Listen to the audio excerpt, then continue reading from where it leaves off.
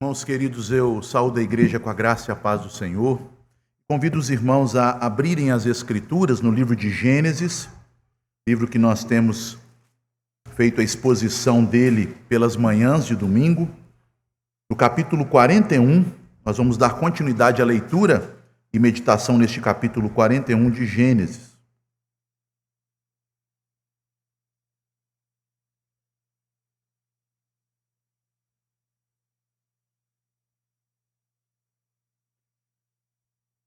Na semana anterior, nós meditamos até o verso 32, quando José ele interpreta os sonhos de Faraó, e a partir do verso 33 até o verso 45, nós observamos que Deus vai usar José de uma outra forma, não apenas dando a ele sabedoria para revelar coisas ocultas, mas também dando a ele sabedoria para tomar decisões importantes, para aconselhar Faraó. Acompanhe a leitura que farei de Gênesis, capítulo 41, a partir do verso 33 até o verso 45. Diz assim a palavra do nosso Deus. Agora, pois, escolha Faraó um homem ajuizado e sábio, e o ponha sobre a terra do Egito. Faça isso, Faraó, e ponha administradores sobre a terra, e tome a quinta parte dos frutos da terra do Egito, nos 7 anos de fartura. Ajuntem os administradores toda a colheita dos bons anos que virão. Recolham cereal debaixo do poder de Faraó para mantimento nas cidades e o guardem. Assim o mantimento será para abastecer a terra nos 7 anos da fome que haverá no Egito, para que a terra não pereça de fome. O conselho foi agradável a Faraó e a todos os seus oficiais. Disse Faraó aos seus oficiais: acharíamos, porventura, homem como este, em quem há o Espírito de Deus? Depois disse Faraó a José: visto que Deus te fez saber tudo isto, ninguém há tão ajuizado e sábio como tu. Administrarás a minha casa, e a tua palavra obedecerá todo o meu povo. Somente no trono eu serei maior do que tu. Disse mais Faraó a José: vês que te faço autoridade sobre toda a terra do Egito. Então tirou Faraó o seu anel de sinete da mão e o pôs na mão de José. Pelo vestir roupas de linho fino e lhe pôs ao pescoço um colar de ouro e fê-lo subir ao seu segundo carro e clamavam diante dele: inclinai-vos. Desse modo o constituiu sobre toda a terra do Egito. Disse ainda Faraó a José: eu sou Faraó. Contudo, sem a tua ordem, ninguém levantará mão ou pé em toda a terra do Egito. E a José chamou Faraó de Zafenate Paneia, e lhe deu por mulher a Azenate, filha de Potífera, sacerdote de On. E percorreu José toda a terra do Egito. Oremos. Senhor Deus, Pai bendito, nós, ao longo deste culto, fomos lembrados de que toda sabedoria provém de Ti. Fomos também, ó Deus, lembrados por Tua palavra, de que o Senhor liberalmente concede sabedoria àqueles que são simples, àqueles que são humildes, que se quebrantam, e reconhecem a sua pequenez e buscam em Ti estes tesouros de sabedoria que estão ocultos na Tua glória celestial. Sabemos também, ó Deus, que em Cristo, por termos sido unidos a Ele pela fé, nós temos, ó Deus, agora toda esta graça disponível a nós. No entanto, Senhor, por causa de nosso pecado, do mal que ainda reside em nós, da natureza carnal deste velho homem que herdamos de Adão, muitas vezes somos sábios aos nossos próprios olhos, nos deixamos, ó Deus, conduzir pelo nosso coração corrupto, ou então pelas influências do mundo, ou ainda, o que é pior, pelas sugestões de Satanás. Por esta razão, ó Pai, nós estamos diante de Ti suplicando que o mesmo Espírito que o Senhor tem derramado nos Teus servos ao longo dos séculos e das eras, o Espírito que o ímpio Faraó reconheceu agir na vida de José, dando a ele não apenas capacidade de desvendar mistérios, mas, além disso, capacidade de dar conselhos sábios. Este Espírito que foi nos dado abundantemente em Cristo, porque fomos unidos a Ele, pelo Espírito nós recebemos esta dádiva da comunhão com o Senhor, que Ele haja em nós, iluminando os nossos olhos espirituais, conduzindo nossos pensamentos, inclinando nossos desejos, afetos e, finalmente, produzindo em nós uma vontade capaz de viver obediente à sabedoria da Tua palavra.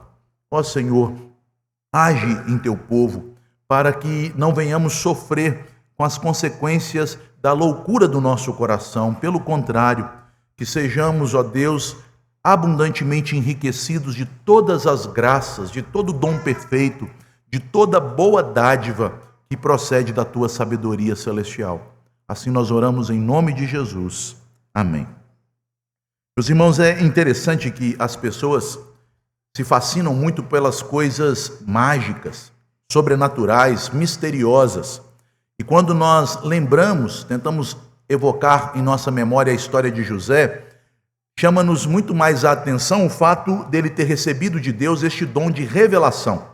O fato dele ter revelado todo o significado dos sonhos, primeiramente do copeiro, do padeiro, quando ainda estava na masmorra, na cadeia, e depois o sonho do próprio Faraó.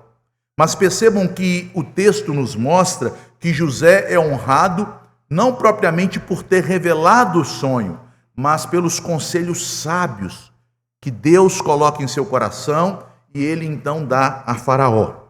Este texto vai nos mostrar claramente que o servo humilde, ele é exaltado pela sua sabedoria. Ele foi exaltado pela sua sabedoria. O cenário que nós temos diante de nós é um cenário onde um rei, um grande imperador, Faraó, assentado no seu trono, cercado de conselheiros, de magos, de homens poderosos, de administradores experientes, de sábios instruídos em toda a ciência, que, embora não fosse tão avançada como a atual, era uma ciência avançada que detinham os antigos egípcios, dominavam a astronomia, a matemática. Todos eles se sentiam ali perplexos, derrotados, porque ao ouvirem o relato de Faraó acerca de seus sonhos, nenhum deles pôde elucidar aquele mistério. O maior império da terra, ele estava diante de uma crise e não tinha nenhuma orientação sobre que tipo de crise era aquela e quais as decisões que caberia a eles tomar. As luzes da sabedoria humana eram como trevas, não serviam em nada para Faraó e não podiam dar a ele uma direção. Então, Faraó, orientado por um dos seus conselheiros, seu copeiro, a respeito de um jovem hebreu, agora já com 30 anos, que havia chegado com 17 anos no Egito, e agora já um homem jovem de 30 anos, tinha o ajudado interpretando o seu sonho na prisão. Então o Faraó chama aquele escravo a apresentar-se diante dele, um escravo e um presidiário, uma condição extremamente degradante, e para os egípcios ainda mais aviltante a condição de José, porque ele era um estrangeiro, e os egípcios eles tinham muito preconceito em relação aos estrangeiros. Mas é justamente este homem, o menos provável naquela sala, que Deus vai usar para trazer revelação e para trazer sabedoria.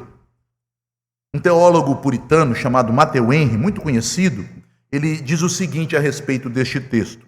Ele diz: aquele que o mundo despreza, Deus pode transformar num instrumento da sua glória. O desprezado José será um instrumento de manifestação da glória de Deus no Egito, assim como o nosso Senhor, desprezado pelos seus, revelou toda a glória da sabedoria de Deus ao redimir o seu povo. José, ele entra naquela sala com vestes um pouco mais apropriadas, não com suas vestes da masmorra, tendo se barbeado, e agora ele demonstra toda a fonte da sabedoria para Faraó e para a sua corte. Nenhum momento José chama a glória para si. ele sempre reporta seus dons, sua sabedoria e capacidade ao seu Deus. É Deus que brilha na vida de José.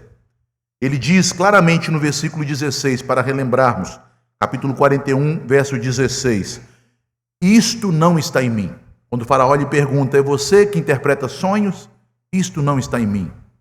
Deus é quem dará a resposta favorável. Ele glorifica o Senhor, demonstrando uma atitude de coração de profunda humildade. E, meus irmãos, a sabedoria de Deus se revela somente neste ambiente. Os frutos da sabedoria só crescem no terreno da humildade, do quebrantamento. E José faz isto. Isto não está em mim. É o Senhor que dá a resposta. A mesma verdade que será expressa pelo Espírito de Deus mais tarde, que revelou esta verdade e a inspirou a Salomão, que escreveu que o coração do homem faz planos, mas a resposta dos lábios vem do Senhor. Isto não está em mim. Deus dará a resposta. Portanto, meus irmãos, José, ele nos mostra esta relação estabelecida em toda a Escritura de humildade, que produz sabedoria e, consequentemente, traz da parte de Deus honra. Humildade, sabedoria, honra. É uma relação comum em toda a Bíblia. Na história de José, dos demais personagens bíblicos, na história principalmente de nosso Senhor Jesus, que se humilhou, que viveu uma vida de obediência e sabedoria, e por isso o Pai o exaltou. E na história de cada um de nós. Nós temos visto aqui em José como um tipo de Cristo, é um modelo também para nós, como imitadores de Cristo. Sendo assim, a ideia central, que resume tudo isto que nós lemos nestes versos, é que Deus concede sabedoria espiritual, graça perseverante e honra legítima àqueles que dependem totalmente dele.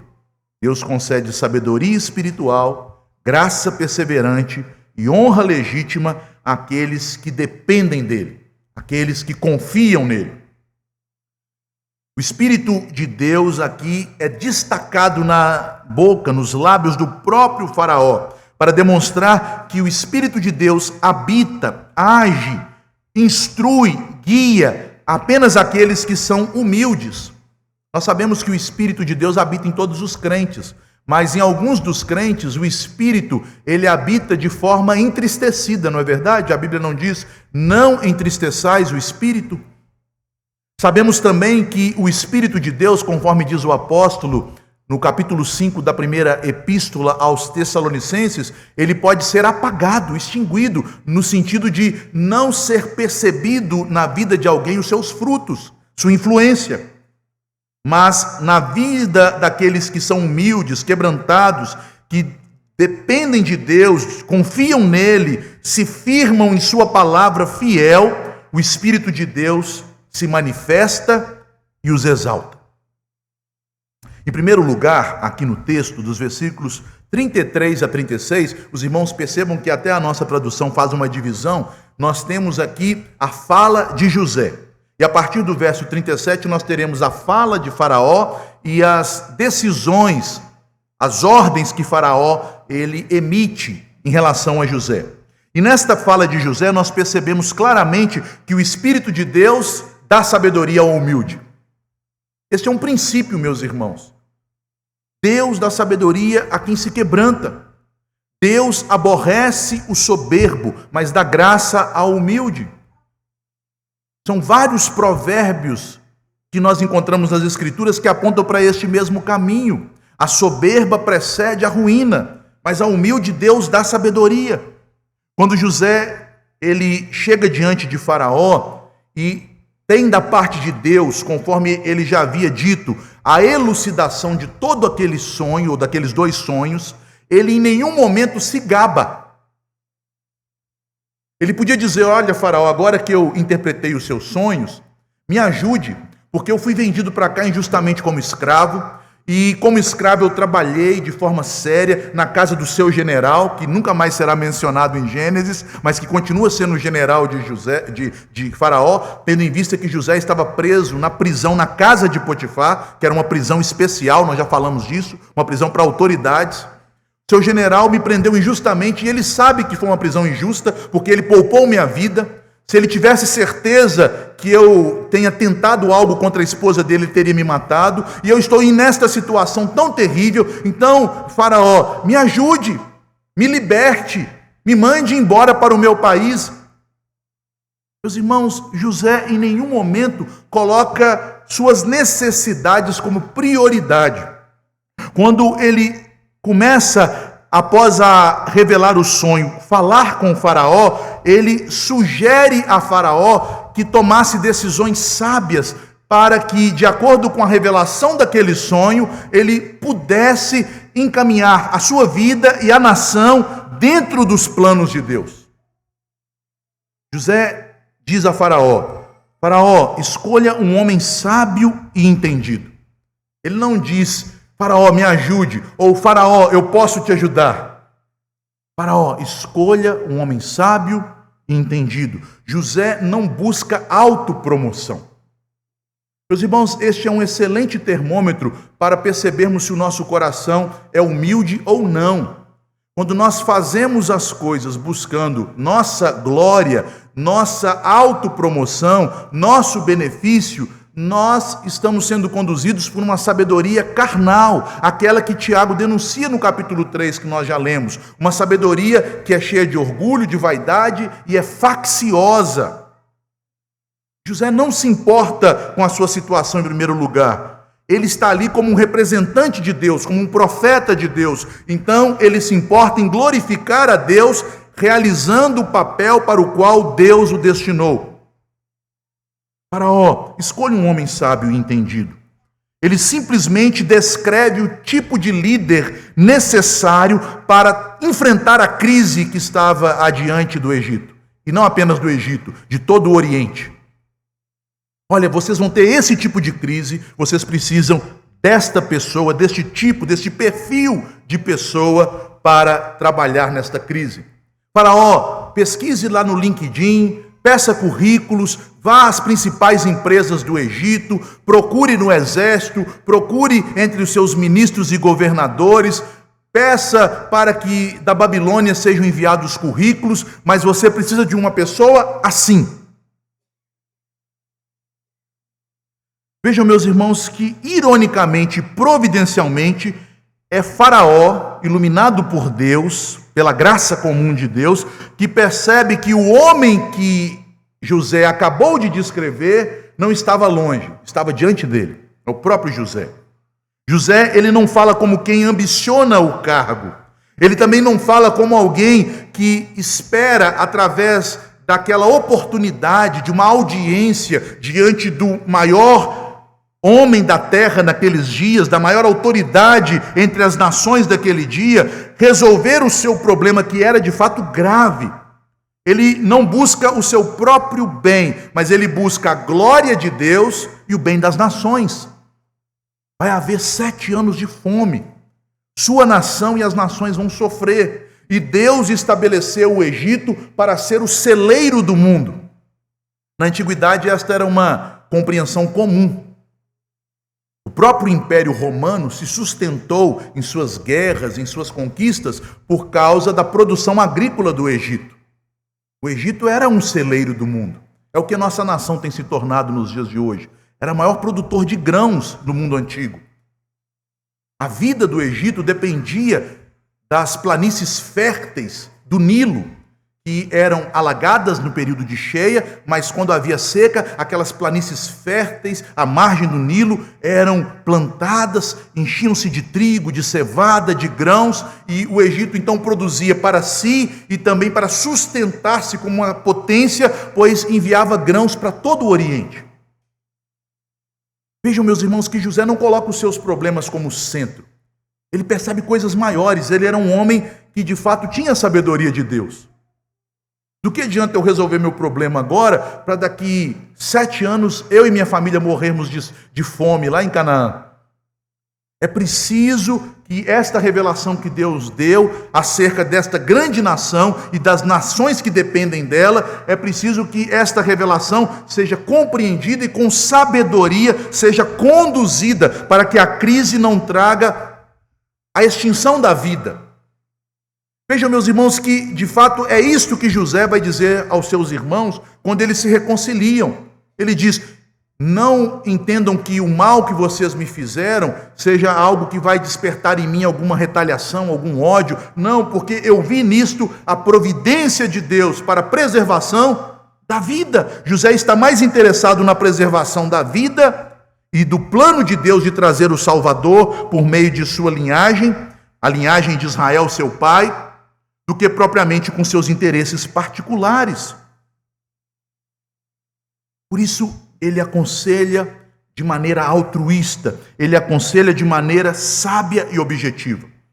José, meus irmãos, ele representa claramente para os leitores originais deste texto, que é o povo de Israel, sendo conduzido por Moisés no deserto, o que Israel foi chamado para ser. A vocação de Israel, conforme está em Deuteronômio 4:6, é ser um luzeiro de sabedoria para as nações. Deus deu a lei para Israel não para que eles fossem salvos pela lei. É equivocado este pensamento que entrou nas igrejas evangélicas, chamado dispensacionalismo, de que na antiga aliança Deus havia lidado com o seu povo tendo a lei como a base da salvação. De maneira nenhuma. A salvação sempre foi a graça. É por isso que antes de conceder a lei, conforme está em Êxodo no capítulo 20, na introdução dos 10 mandamentos, Deus declarou ao seu povo: eu sou o Senhor teu Deus que te redimiu, que te tirou da terra do Egito, da casa da servidão. E por isso, andem na minha lei.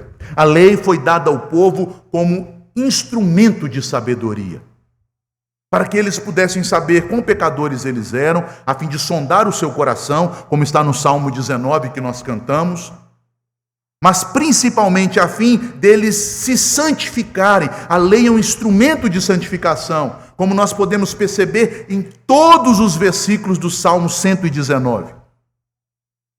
E na medida em que eles conhecessem a lei de Deus e a praticassem, eles seriam sábios. O homem que medita na lei de Deus dia e noite é um homem sábio, bem-aventurado em tudo o que realizar, e brilhariam para que as nações pudessem ser guiadas ao Senhor. Mas nós sabemos, meus irmãos, que este modelo que José, aqui em Gênesis, foi para a nação de Israel, não se cumpriu em Israel, apenas em Cristo. Somente o Senhor Jesus Cristo, como o verdadeiro fundador do povo de Deus, ele revelou toda a sabedoria, conhecimento e glória de Deus e o deu ao seu povo, nos concedendo do seu espírito.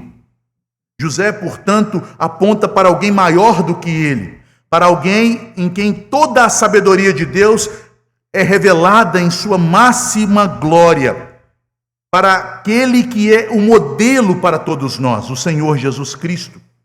José é sábio porque o Espírito de Deus estava com ele, mas Cristo é a sabedoria de Deus que estava com o Pai desde o princípio e que dá o Espírito àqueles que estão nele.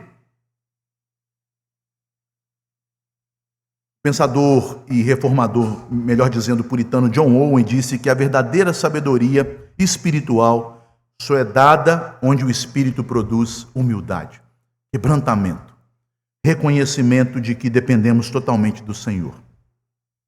Então, a partir dessa atitude tão altruísta, em que José não preocupa-se consigo mesmo, não busca resolver os seus problemas que eram graves, mas preocupa-se com todo o destino daquelas nações, preocupa-se em glorificar a Deus, orientando aqueles homens, demonstrando pela graça que havia recebido de Deus, que o Senhor, o Deus de seus pais, era o único Deus verdadeiro, e não os ídolos do Egito, que foram incapazes de auxiliar Faraó. Diante disso, então, Deus toca o próprio coração de Faraó. E aqui, nos versículos 37 a 41, nós temos a fala de Faraó. E a partir do verso 42, esta fala é seguida por ordens que Faraó profere em relação a José. Mas o que nós aprendemos na fala de Faraó? Nós aprendemos que o Espírito de Deus exalta os humildes no tempo de Deus. Ao estudar a história de José, já temos aprendido que o relógio da providência não se atrasa. O relógio da providência de Deus não se atrasa. Deus poderia ter libertado José em outros momentos. Potifar poderia ter dado a ele a liberdade, tendo em vista o grande administrador que ele se tornou na casa de Potifar. Deus poderia ter criado outros meios, mas Deus queria José para aquela data, para aquela oportunidade, para aqueles anos que cumpririam tudo aquilo que décadas antes, conforme está em Gênesis 15, ele havia revelado a Abraão, quando selou a aliança com Abraão. Deus disse a Abraão: Abraão, toda a tua geração será levada para uma terra estranha, para o Egito, e lá permanecerão 400 anos. Veja o relógio de Deus. E depois de 400 anos, Abraão, então eu os libertarei e os trarei de volta para Canaã, para que vocês conquistem Canaã, porque naquele momento, daqui mais de 400 anos, terá se cumprido a medida da minha ira contra os povos desta terra. Percebam, meus irmãos, como o relógio da providência é pontual. Mas ele não trabalha segundo as nossas urgências, segundo as nossas demandas. Ele trabalha segundo o plano de Deus, daquele que não falha. A humilhação de José, ela chega ao fim quando o faraó o exalta e o conduz a governador do Egito. Meus irmãos, embora faraó permanecesse no trono, o próprio José, mais tarde, quando recebe o seu pai, nós vamos ver isto, ele reconhece que ele estava acima de faraó. Ele diz lá: Deus me colocou como pai sobre faraó. Sendo que a palavra pai nas Escrituras não significa apenas aqueles que nos gera, mas significa alguém que está munido de autoridade sobre outros. Percebam, José está dizendo: faraó não faz nada sem que eu comande. Era como uma espécie de monarquia moderna, em que o rei ele tem aquela função representativa de chefe de Estado, mas quem governava, quem executava, quem legislava era José. Percebam a honra que esse homem de Deus recebe. Deus o ergue e o coloca no governo do mundo no momento certo para a preservação da semente santa da aliança. Meus irmãos, o mundo em nossos dias tem entrado de tal forma na igreja que muitos falsos pregadores, pegando ensinamentos da administração, dos princípios de marketing mundanos, têm os aplicado e usado nas histórias bíblicas para colocar esta mensagem diabólica como se fosse mensagem de Deus. E talvez você já ouviu que para você crescer, para você ser honrado, você tem que ser uma pessoa que almeje grandes coisas, que tenha ambições. Mas veja em que José foi ambicioso.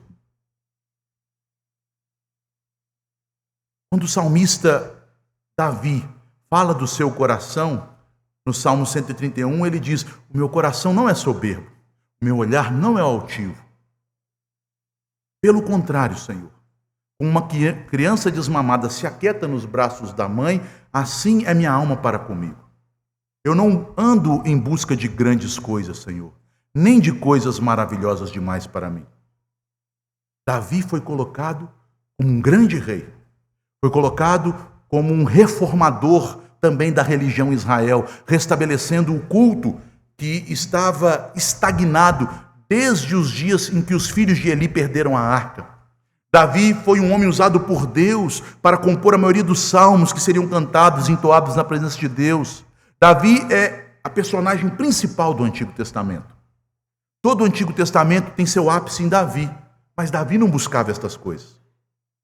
Deus o colocou em grandes coisas, não porque ele tivesse um coração ambicioso, não. Senhor, eu não ando à procura de grandes coisas, nem de coisas maravilhosas demais para mim. A promoção de José foi obra da providência, não foi fruto de um plano arquitetado por ele, não foi fruto de passos que ele deu rumo a ambições grandiosas. Meus irmãos, este tipo de desejo ambicioso por coisas grandes, a Bíblia retrata como um grave pecado. O apóstolo Paulo, escrevendo sobre isto na primeira carta a Timóteo, no capítulo 6, ele diz que o amor do dinheiro, este amor pela grandeza, pelas riquezas, é a raiz de todos os males. E por causa desta cobiça, veja, essa cobiça, esse desejo de ter, de poder, muitos naufragam na sua fé. É o que João, em sua primeira epístola, chama de desejo dos olhos, concupiscência dos olhos, o desejo de ter, a ambição de ter. Desejo da carne, concupiscência da carne, a ambição de prazer e mais prazer, e soberba da vida, o desejo de proeminência e de poder. José não foi movido por estas coisas, ele foi movido pelo desejo de glorificar, de honrar a Deus. Não está em mim interpretar este sonho, mas Deus pode trazer uma palavra favorável. Meus irmãos, José reflete mais uma vez aqui a história de Israel, que entrou no Egito como uma família humilde, com poucos homens, e pela mão de Deus cresceu e prosperou, e no Egito se tornaram uma poderosa e grande nação. José também prefigura a exaltação de Cristo e da sua igreja, que se humilhou e se esvaziou, sendo desprezado pelas autoridades religiosas e pelo seu povo, sendo humilhado até a morte de cruz, mas ao ser exaltado pelo Pai na majestade da glória de Deus nas alturas, ele atraiu para si uma multidão de eleitos de todos os povos e nações. José, ele é um modelo para a esperança do crente, que sofre, que passa por provações, mas que no tempo devido será exaltado, no tempo de Deus. Esta exaltação, meus irmãos, pode ser parcialmente nesta vida, mas ela só será realizada de fato na glória. O nosso reino, o reino de Cristo, não é deste mundo. Embora Deus possa nos dar alentos nesta vida, Ele haverá de nos dar verdadeiro descanso na glória. E percebam, José tinha esta convicção, porque quando o seu pai já havia morrido, e os seus irmãos já estavam estabelecidos no Egito, e os seus irmãos preocupados que agora que Jacó era morto, José então finalmente iria se vingar deles, eles o procuraram. José reafirmou sua aliança de paz e fez apenas um pedido. Ele disse: não deixem para trás os meus ossos. Quando Deus cumprir a promessa de redimir o seu povo, leve os meus ossos para serem sepultados na terra da promessa. Claramente, meus irmãos, uma esperança de que a verdadeira glória do crente não está nesta vida, está na ressurreição por vir. A exaltação de José não é um triunfo pessoal. Infelizmente, muitas vezes o evangelho tem sido pregado, histórias de êxito como a de José, como a de Davi, Abraão, de outros servos do Senhor, têm sido pregadas para, de alguma maneira, serem aplicadas indevidamente como uma busca de triunfo pessoal, mas a história de José não é uma história de triunfo pessoal, mas uma vitória da graça.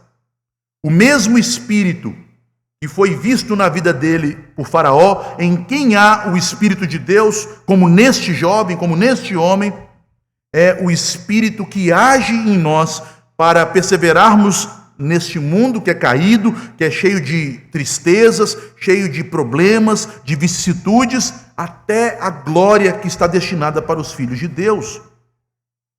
Reverendo Felipe lembrou bem o texto da palavra de Samuel, que disse: Deus honra os que o honram. José não buscava a sua glória, ele buscava honrar o seu Deus. E por isso Deus o honrou. Mas percebam, meus irmãos, como claramente o êxito de José, o sucesso que ele recebe das mãos do Senhor, ao ser erguido a esta posição de governador do Egito, ele não visa o benefício pessoal de José ou a autopromoção de José. Isto fica claro dos versículos 42 a 45. O Espírito de Deus dá honra e autoridade para que José cumpra uma missão. As pessoas querem honra pela honra, como se a honra fosse um fim em si mesmo. Mas por que Deus dá toda esta honra a José? Porque agora ele tem uma missão pela frente, ele tem um trabalho a executar, ele tem um serviço a realizar em favor de outros. A sabedoria de Deus e verdadeira é uma sabedoria que é servil. Ela honra para o serviço. Vejam, meus irmãos, as várias ações de Faraó para honrar José. Em primeiro lugar, Faraó, para demonstrar a autoridade que foi dada a José, da qual ele foi investido, ele realiza atos que têm um valor simbólico. Ele coloca em José o seu anel de sinete. O sinete era uma espécie de carteira de identidade. Ali havia o selo de Faraó e era usado o sinete para autenticar todos os documentos. Então este anel representa autoridade. José, você tem minha autoridade. O que você assinar com meu anel está assinado. O que você decretar está decretado. O que você disser está dito. Em seguida, vestes novas.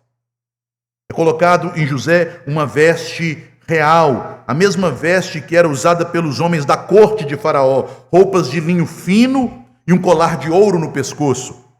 Além de autoridade, Faraó, com este ato de vesti-lo como alguém da corte, dá a José honra.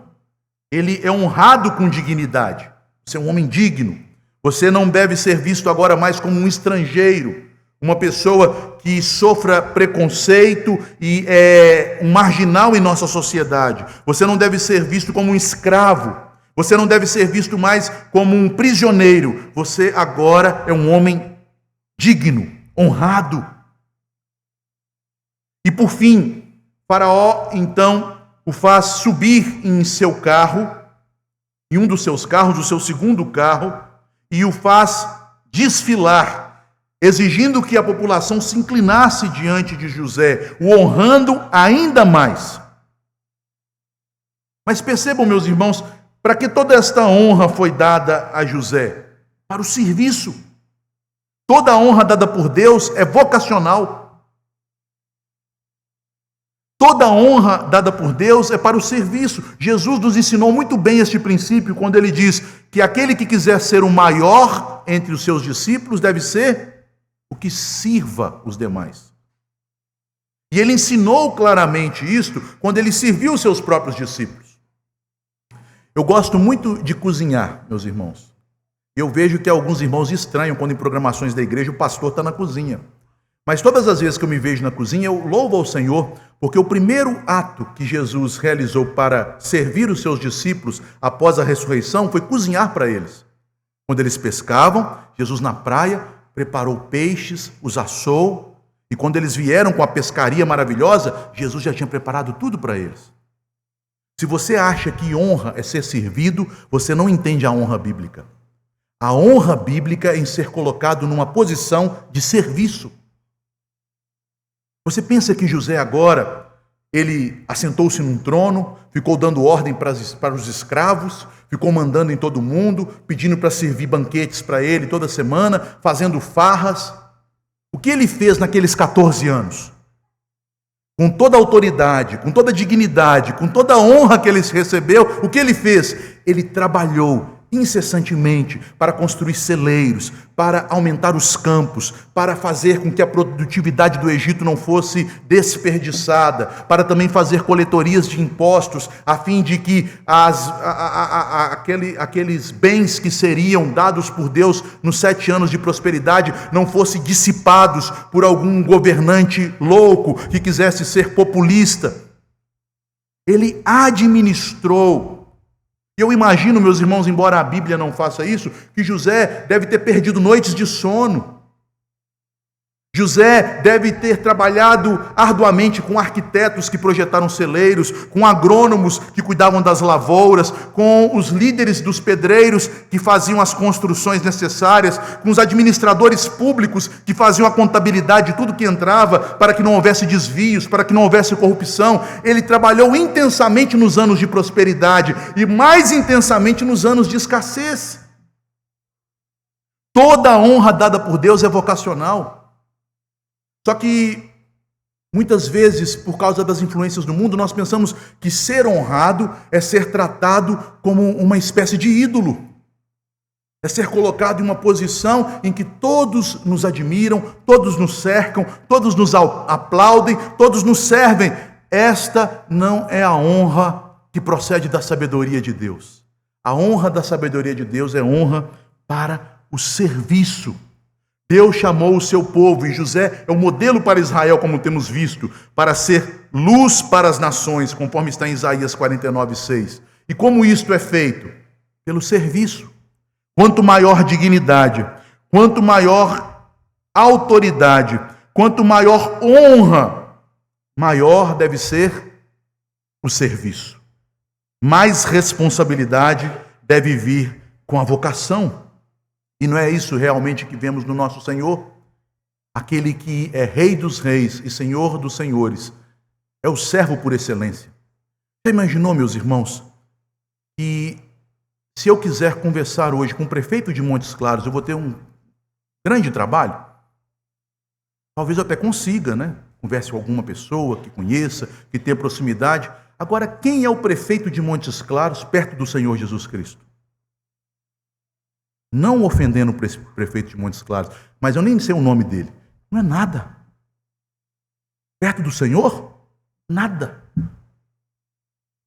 E o governador de Minas? Esse é o seu nome, chama Zema. Quem é Zema perto do Senhor Jesus Cristo? Talvez com o prefeito eu até consiga conversar, mas com o Zema eu acho que vai ser difícil, eu não consigo não. E o presidente da República? Será que ele me receberia em Brasília? Impossível. E o Trump? Nem visto eu tenho. Mas Jesus Cristo, aquele que é Rei dos Reis, Senhor dos Senhores, a quem Deus investiu de toda a autoridade, a quem Deus deu toda a honra e glória nos céus e na terra, Ele te ouve em qualquer momento. E Ele diz que dá sabedoria a todos, porque a sabedoria de Deus lhe pertence. Todos os tesouros da sabedoria estão nele, e Ele te dá sabedoria. Por que então você toma decisões erradas? Não tem porquê, tem? Porque você quer. E você tem acesso ao rei sábio, mais sábio do que Salomão. Você pode ter audiências com ele todos os dias, pela manhã, à tarde, à noite. Você tem a palavra dele e o seu espírito. Você tem a igreja dele, na qual, como uma mãe, nos gera pelo Espírito de Deus, nos alimentando com a palavra. Você tem todos estes tesouros, meus irmãos.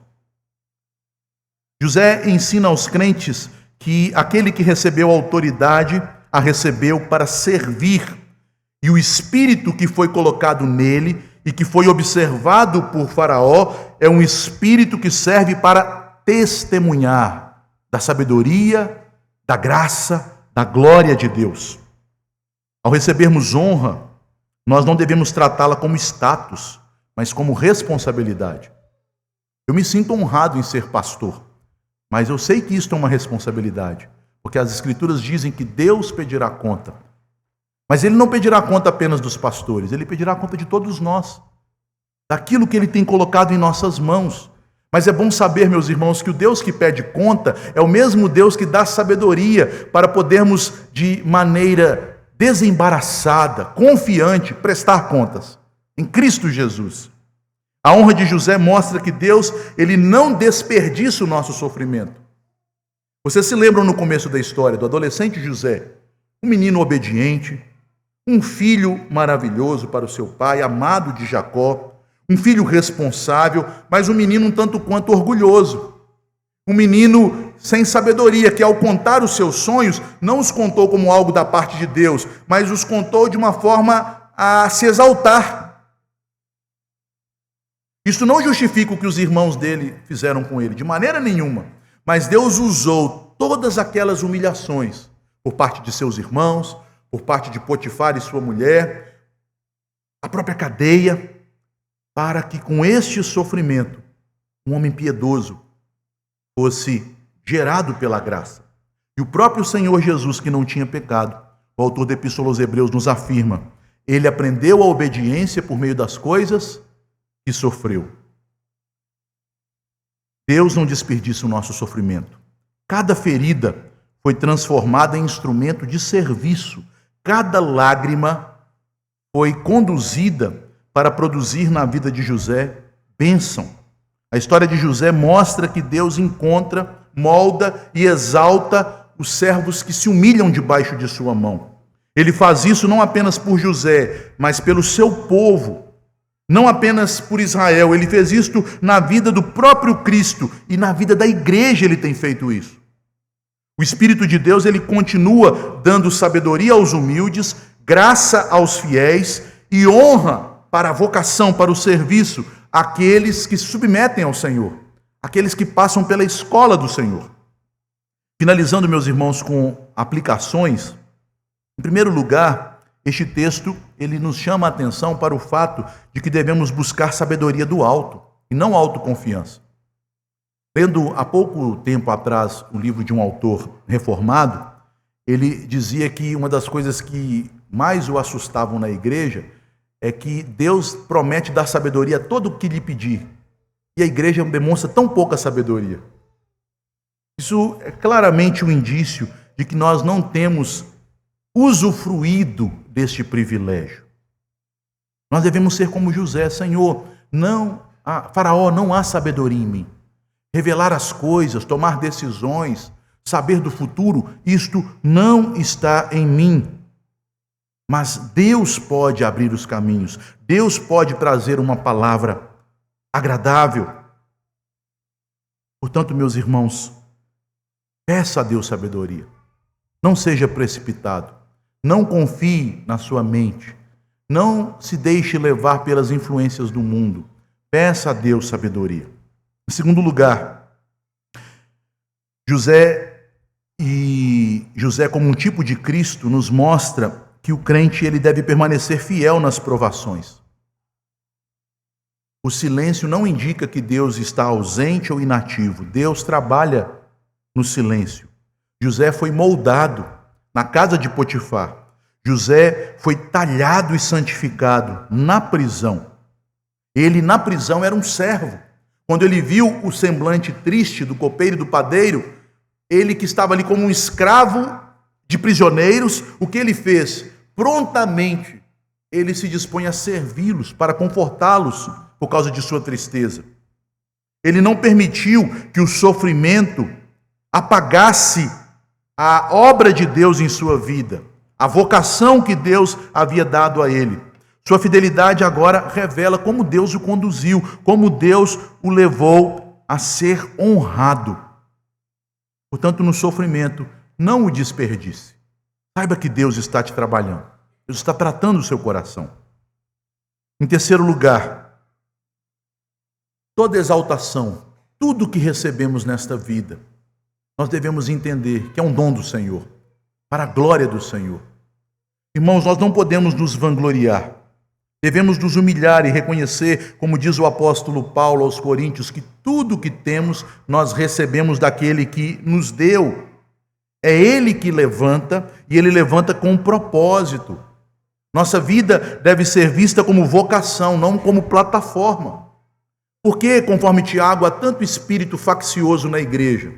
Porque muitos buscam projeção do seu eu, ao invés de falarem como João Batista: convém que o Senhor Jesus cresça e que eu diminua, que Ele cresça em mim, que Ele seja visto em mim, que as pessoas possam, como Faraó, olhar para nós e dizer: que pessoa há como esta, em que há o Espírito de Deus? Pessoas cheias do Espírito demonstram isto com serviço humilde, com sabedoria, que é altruísta. E por fim, e o mais importante, José, ele é um personagem que nos cativa por causa de suas virtudes, de sua resiliência no sofrimento, de sua fé perseverante, de sua sabedoria tão maravilhosa. Mas nós devemos enxergar para além de José, devemos ver na história de José a história de Cristo. A história de Cristo. Ele é um tipo de Cristo.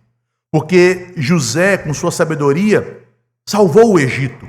Mas Cristo, com sua vida morte e ressurreição, salvou multidões, miríades e miríades de eleitos em todos os povos, em todas as nações. José, ele serviu a Faraó. Cristo, como servo de um rei superior a Faraó, do próprio Deus, ele serviu ao Pai, resgatando para o Pai um povo purificado de todos os seus pecados. E em Cristo, meus irmãos, assim como José foi honrado, nós também temos sido honrados. Não há honra maior do que ser um servo de Cristo. Em Cristo, assim como José recebeu autoridade, nós temos recebido autoridade. A autoridade do Evangelho e do poder do Espírito Santo está sobre nós, a sua igreja.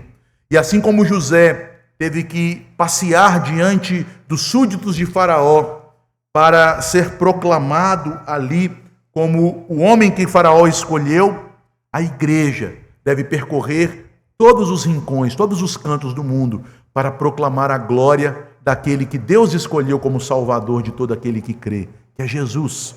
Que Deus nos abençoe, Ele aplique sua palavra em nosso coração. Fiquemos de pé, meus irmãos, vamos orar para encerrar o nosso culto.